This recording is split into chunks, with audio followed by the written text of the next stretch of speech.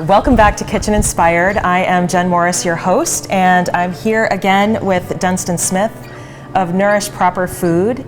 He is the chef and owner of this food truck, which is located and parked at Longview Farm. And Dunstan, we're super excited to have you back. This is our spring show. What are we making? We're gonna make a few different dishes. We'll be making Asparagus Subzi, which is just a vegetable dish with some pretty basic ingredients that you can do with any kind of vegetable. And then we'll be making strawberry Raita, Puri Bread, which is a fry bread, and then also Dahl Makhani. Excellent, that sounds fantastic.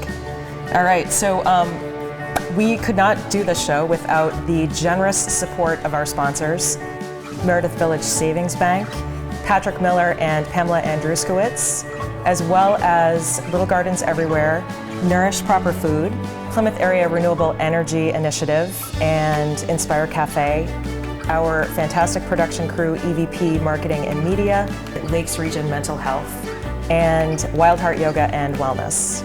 So thank you for your generous support. Let's get cooking. All right, let's start. Jen, I'm gonna have you cut the asparagus into roughly 1-inch pieces. We now have a hot pan here. Okay. So maybe I'll have you first pass me the oil. Got it. And we're gonna put a little oil in here and start building the sauce that the asparagus and the radishes get cooked in.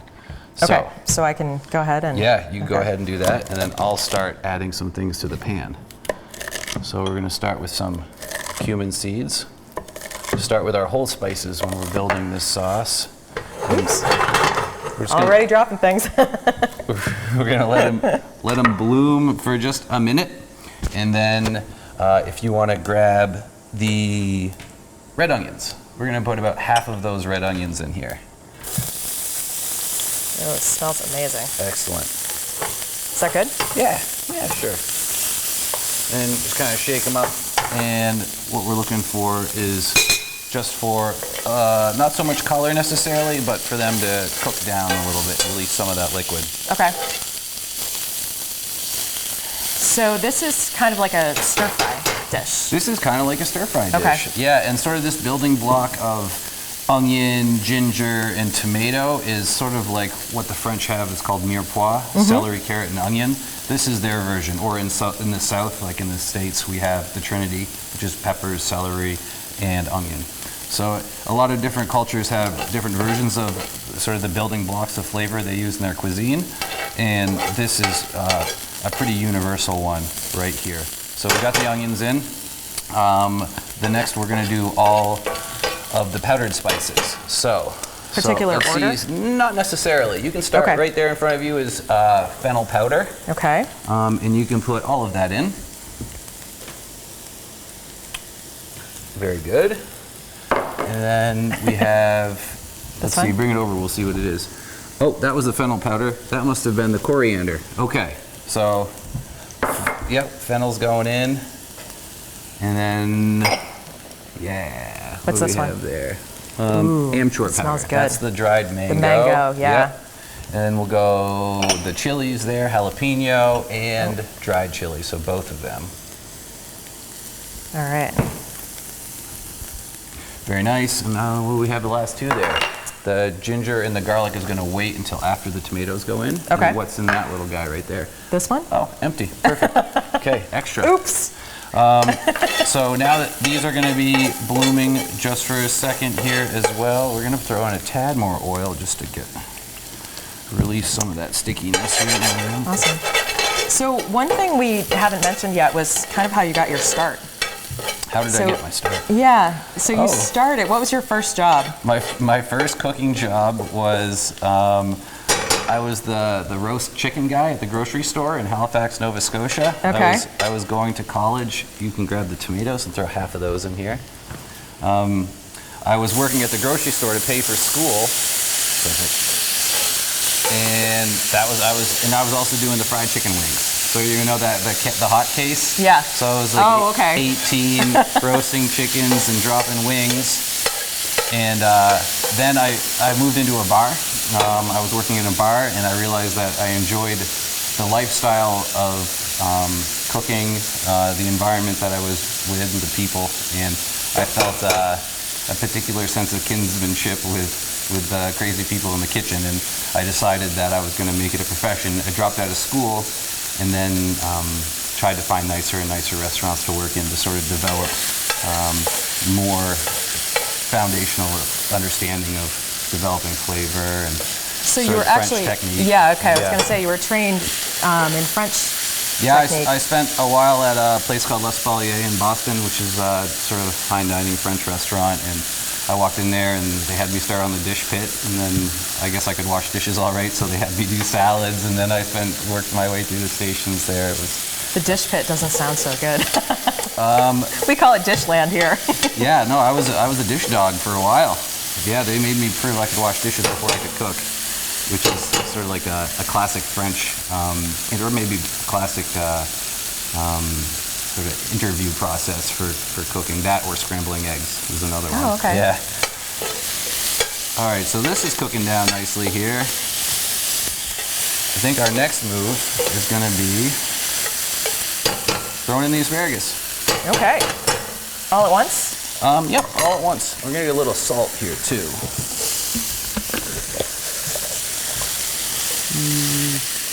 And the salt's going to help pull out some of that moisture from the asparagus and the tomato and build a little bit more of a sauce in the bottom. We're also grateful to Pete Morris Furniture for making this beautiful kitchen-inspired cutting board. He has some great cutting and charcuterie boards. Ooh, that's beautiful too. And we can get the radishes right there as well, Jen. Okay. So we have some radishes here. These we just seared off in the pan beforehand, just to get a little bit of color. I'm not necessarily looking for color on the asparagus, but I find the sugars in the radishes come out nicely with a little pan sear. Last piece is we're just going to throw in that garlic and ginger right there. We made a little well in the middle of the pan, and we're just going to cook that ginger and garlic out quickly while the asparagus and radish are doing their thing. Just kind of leave that right in the middle. And they're both to a paste. To a paste. Yeah, you can grate it. You can make a paste. Or you can chop it really finely if you don't have a grater, or if you don't have a Vitamix or something to make a puree out of it. Okay. So we had the opportunity to go to Longview Farm and get some fresh asparagus and look at their beautiful tomatoes. Yeah, and Regina's got that new baby kicking around too. I know, she's so sweet. Growing more than vegetables right now.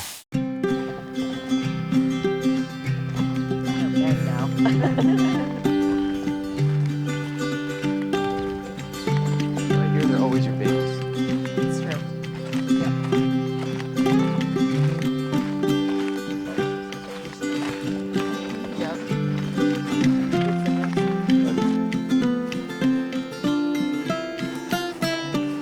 This was the house that we had picked spinach from back when there was snow on the ground, right? And now it's cherry tomatoes. It was planted in April, and we started picking our first couple pints off of it last week. And they'll just keep on coming. So there's even a few in here ready. We could snag a couple if we wanted. All right, cherry tomatoes. You see on this vine, some are ripe and some are not, and you're just looking for them to release, just almost fall into your hand. I mean, if you have to barely touch it and it comes off, it's ready. And especially too, if they have these little splits down here, it's time to get those off too. So they'll just fall right off.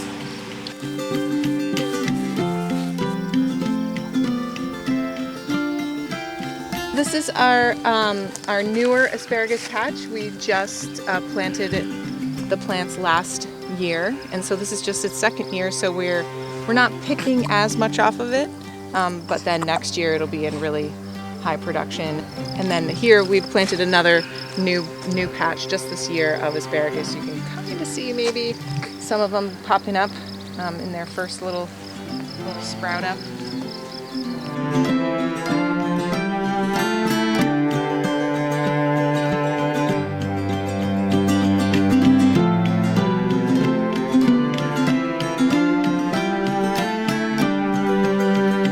Is our strawberry patch that we'll be picking off of this year. It was planted last spring, so then it overwinters and then starts to produce its lovely fruit come this summer.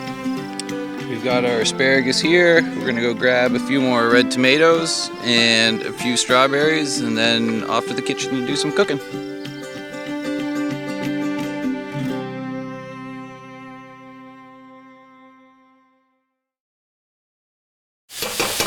All right, so it'll be maybe 5 minutes like this, sort of just watching it.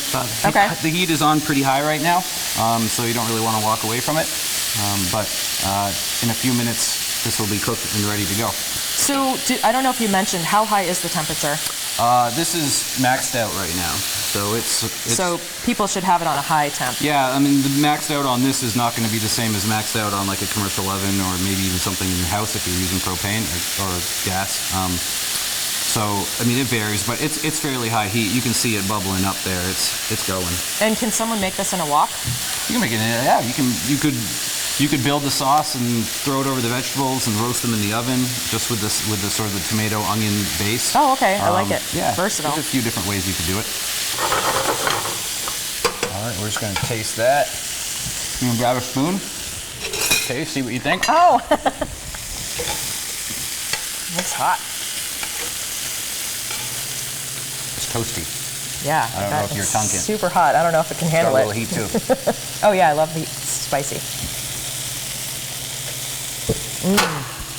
That is amazing. So I'm going to turn the heat off now. The asparagus, I like my vegetables to still have crunch and retain some of that fresh out of the ground integrity. Me too. So I don't, overcooked vegetables are particularly unappealing to me. So I'll take this to where they're about 75% cooked and then let the residual heat in the pan and the other vegetables sort of carry over and take it to about 90-95%. Because I still like a little snap in my asparagus. And I've never eaten roasted radishes before. These are amazing.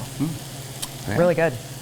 Kitchen Inspired is committed to helping you cook with the food you grow yourself. For whatever you don't grow, Local Foods Plymouth is there to connect you with our local farms and provide healthy, locally grown produce. Order your food at localfoodsplymouth.org. We are grateful to Live Free Farm and Pike Hill Farm for the gorgeous flower arrangement adorning our set today. Thank you so much. All right, our next dish is strawberry raita, which is just a yogurt dipping sauce, fantastic for bread. It's nice as a cooling element if you're going to be eating spicy food. So Which we are. Which we are. So the asparagus, Subzi, loves yogurt on top. The bread loves yogurt. I mean, you can even throw a spoon of it in the dal as well. Ooh, this sounds. So we have 10% full-fat Greek yogurt here. Okay. And we're going to be adding strawberries and onions. Strawberries we just picked up from Longview. We're going to throw those all in there. Okay. And so there's some diced onion in there as well on the bottom. Excellent. And then we will add the sugar, probably not quite all of that sugar, but most of it. So that's all the way to the right. All the way to the right, okay.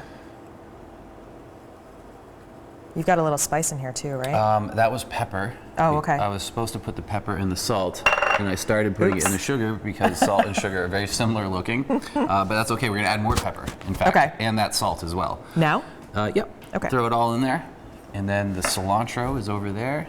And are these herbs from D. Acres? Yeah, cilantro Excellent. from D. Acres. And then the last are some chili peppers right there in the front. A little bit of jalapeno diced up. Very nice. And that could we'll be a use the whisk and bring it all together. Bad move. And I'm gonna add just a little bit of water there because the extra thick Greek yogurt often doesn't have the same liquid consistency that you would find in, say, India, which is they make a slightly looser yogurt.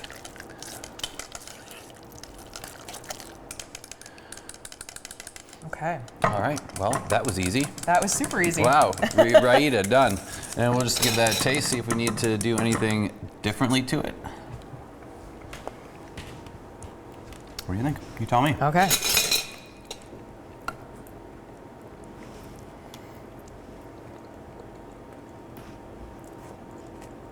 maybe a little more sweet.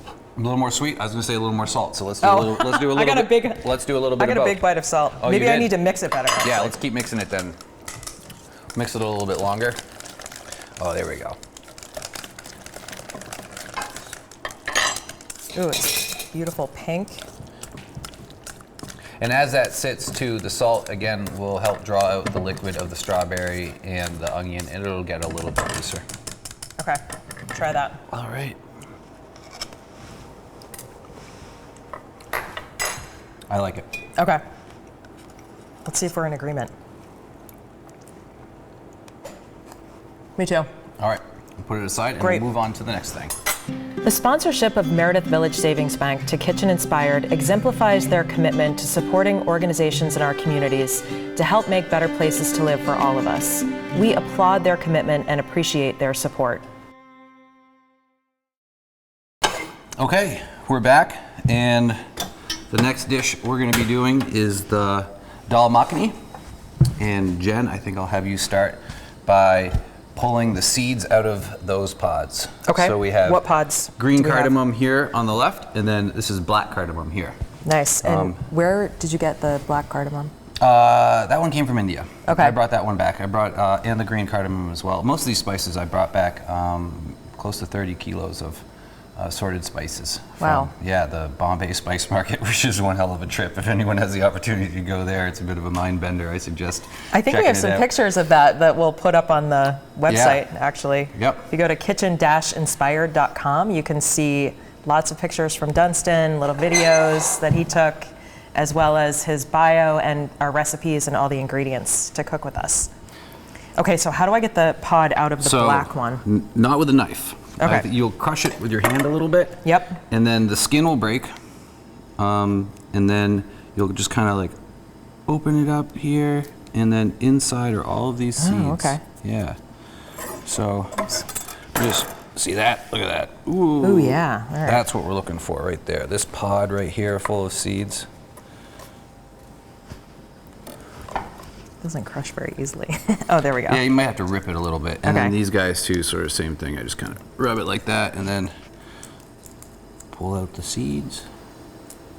I mean, and there's also like you can take these and just throw them in whole like that, crushed.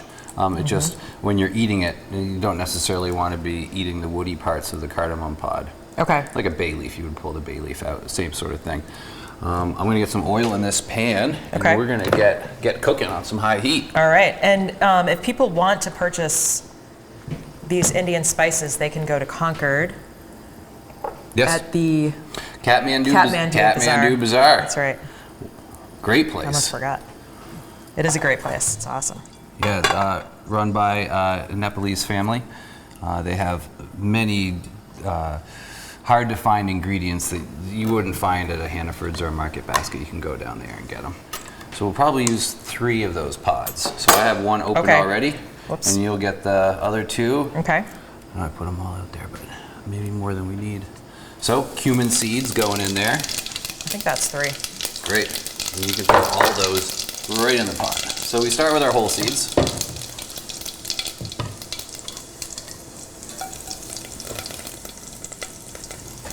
All right, you want to grab me a spoon, please? Yes, I can. And we'll just break that up a little bit. And next, we'll go in with the onions. Okay. Very good. High heat. Oh, good. here we go with the joking. Oh yeah, chilies are next. Okay, so do we just have the? There's green chili and bay leaf together. You can pull the bay leaves out, and we'll just throw the green chilies in. Okay. I love these little pots. We're so lucky to have pottery by Ripple Pottery. Oh yeah, Brian and Heidi over at Ripple. Yep. Yeah, they're fantastic. Yeah, our local potters. Brian was trained up at Simon Pearson, Vermont, and then came down to Plymouth, and he's got a studio there. You can watch him throw. I've gone in there and asked him to make me custom plates, and he'll do it. He's just wonderful local artisans. All my dishes are Ripple dishes. Okay, next we will add tomato. Tomatoes going in. All right, and we're going to push that to one side and let the oil come down, and then we're going to add all of our powdered spices. So it doesn't really matter which order they go in because they're all going in, but I can identify them while you throw them in. Okay. Nutmeg.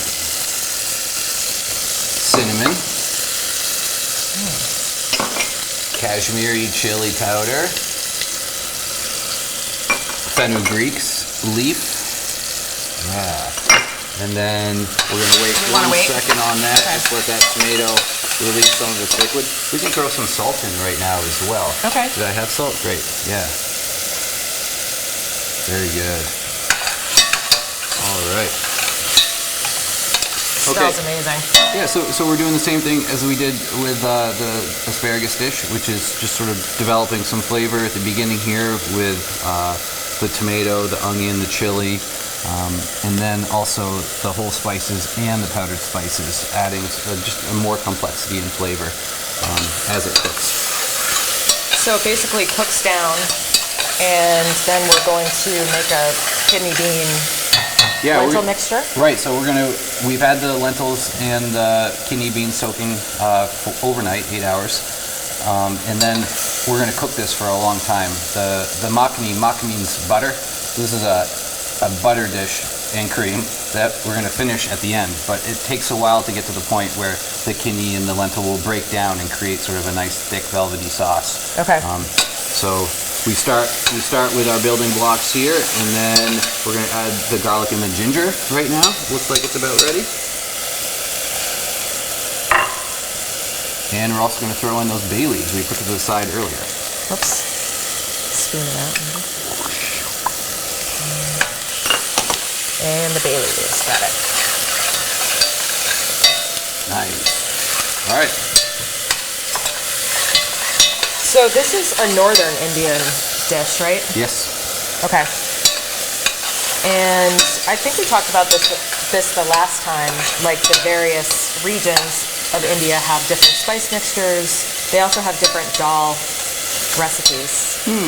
Yeah, and that's not something I'm terribly familiar with, is sort of which region that they sort of specialize in. It's something that I look forward to learning more about on my next trip over there. I do know that the family I was traveling with, they look to the north as sort of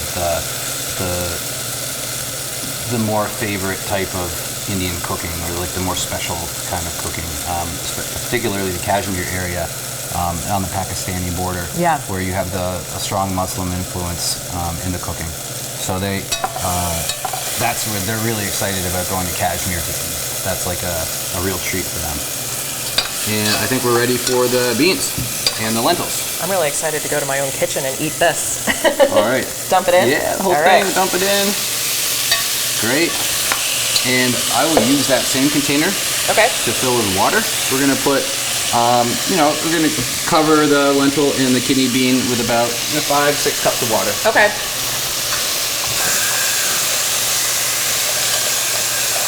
So this is a variety of lentils in here. Yeah, that's a mix. I'm just going to take over. Yeah, keep stirring. That'll help. And you can scrape the bottom a little bit as you go. I'm going to throw just maybe 1 more cup of water in there.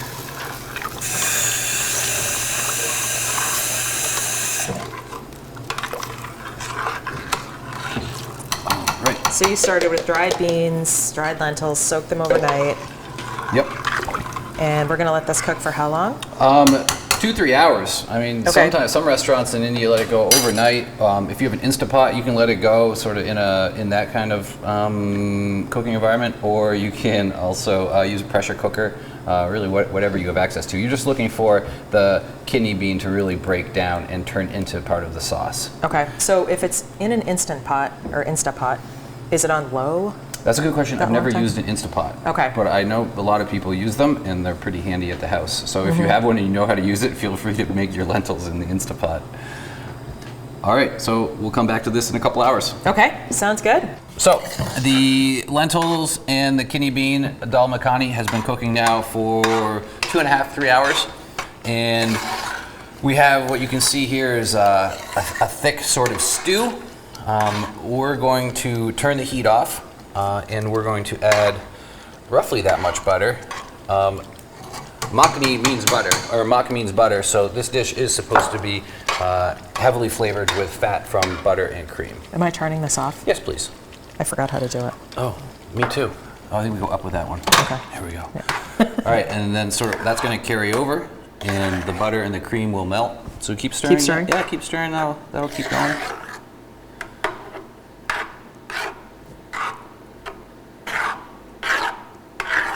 This is going to be delicious. And then we have one more thing to add to this meal, right? Yeah, we're going to be Puri. making the Puri bread next, Indian fry bread. Do you sell that at the truck? I haven't yet, but it will be making an appearance on the menu at some point. So you can see now it's just creamy and velvety. Creamy, The yeah. beans have cooked down and sort of turned into part of the sauce. Let's give it a taste. Okay.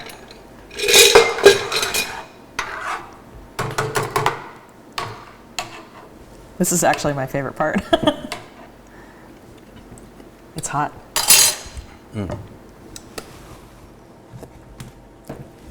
Oh wow, that's amazing. Yeah, I'm going to leave that right where it is. Yeah. I don't think that really needs much else. No. Okay.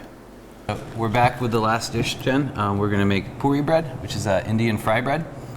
In this mixing bowl, we have whole wheat flour, about 2 tablespoons of semolina flour, and then a little bit of salt. Okay. And we're going to add the oil to it first, and we're going to kind of work the oil into the flour with our fingers. Okay, so kind of like I did the Yeah, roti. the roti, just like the roti. Yeah, these breads all sort of have a similar ingredient list, and it sort of depends on how much water, how thick or thin you roll it, to what the end product is, and also how you cook it. So this one will be fried versus pan searing or grilling it in a tandoor oven. Okay. Yeah, you can get in there. You sort of, yeah. All right. You're trying to squish it. You're trying to make sure that you get the oil really sort of mixed into the flour, not Okay. clumpy, but almost like running it through your fingers a little. Yeah. All right, so we don't want like. There we go. Okay. Yeah, that's nice. That's nice. You're just getting it in there. Okay. Oops. And this helps create a little bit of flakiness at the end product. Okay.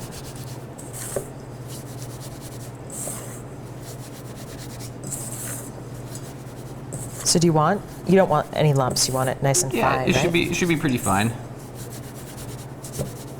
You good? Okay. And I'll pour the water in here. So about a 1/4 cup of water. We're looking for a pretty hard dough. Okay. Unlike the roti, which was a little softer.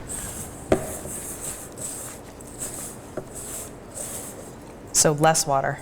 It's gonna be less water than sort of a roti dough or a chapati dough. Okay.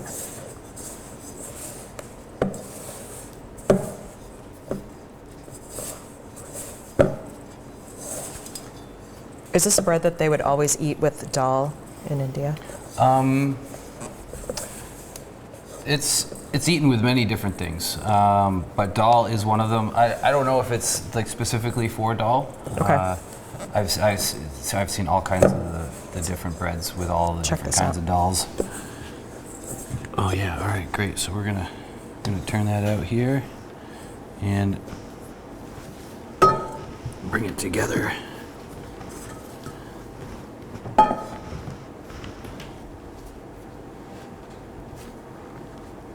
So are you going to knead it or just like bring it together? Just kind of bring it together, and then we're gonna let it sit.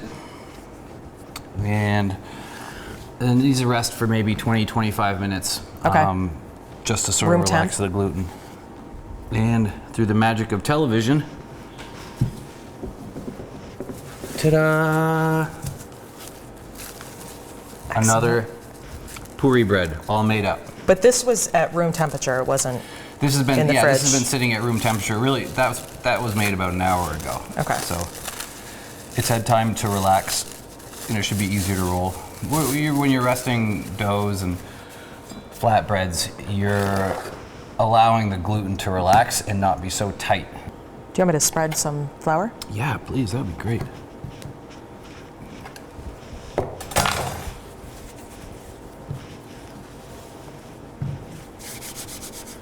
All right. Have at it. Excellent. Okay, now how big should this be? It's going to be a little thicker than the roti. Okay.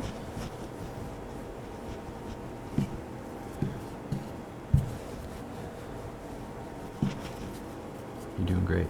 Thank you. It's going to be a nice circle. Trying to get it even. we're gonna remove some of this flour because Yeah, it's there's a lot I there. put too much. Oops, I was a little overzealous with the All flour. right, there we go. Now keep rolling.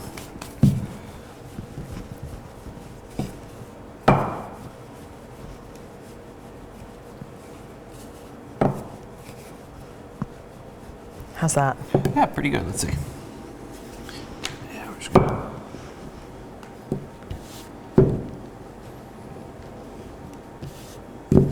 All right, so there's your puri bread. We have a fryer right here that's at 375, and we're just going to toss the puri in the fryer. Now, if you're at home and you don't have a tabletop fryer, you can do this in a pan with oil, roughly 1/2 inch in the bottom. You're just gonna wanna make sure that the bread is rotating on both sides. So we just throw it in there. So we're waiting for it to puff up, right? It should puff test up. our We skills. don't know. Let's see how good we are. Oh yes, let's there do it goes. Excellent. So we do. We have puff. We're gonna turn it over here. See if we can sort of get it under the oil a little bit. So when they put it in the pan at home, if they don't have a fryer, like how much oil in the pan? You know, 1/2 inch. You know, it's a generous amount of oil. Okay. You know, if you skimp on the oil, you're gonna have a hard time cooking it. And like a neutral oil, vegetable. Yes. Very neutral oil. Okay, so this is done. All right, Jen, so we have all of the components to the meal. Okay. And why don't you have your hand at plating it? Okay. I would love to do that. So let's see, we're gonna put the dal in a bowl. Yes.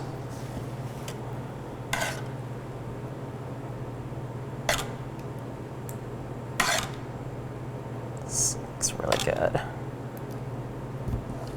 The smell is just fabulous.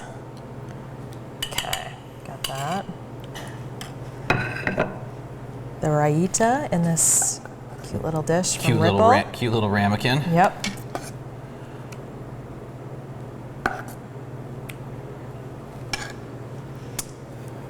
And let's see. Maybe I'll do this actually.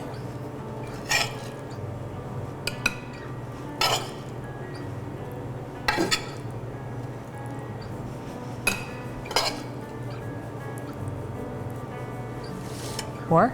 Is that good? No, you're eating it. You tell me how hungry you are. Awesome. All right, and then we've got our bread. Then you get the puri. There we go. Here we go. Excellent. Dahl Makhani, asparagus, radish, subzi, strawberry raita, and puri bread. Awesome. Thank you so much for being with us, and we look forward to cooking this summer, so we hope you'll join us right back here at Inspire Cafe. And Dunstan, what will we be cooking up this summer? We are going to be using tomatoes and various vegetables to build panzanella. We're also going to make some focaccia bread and some chilled melon soup. Ooh, that sounds great. All right, thank you.